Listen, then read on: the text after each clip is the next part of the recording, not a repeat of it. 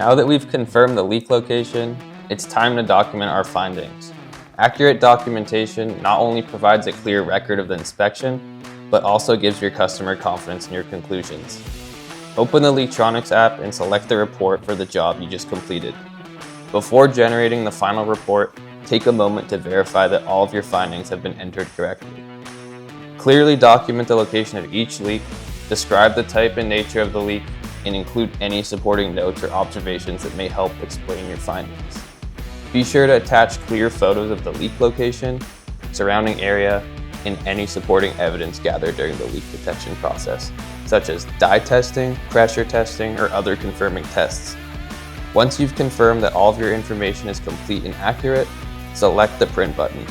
The app will automatically generate a professional PDF report that you can save or send directly to your customer.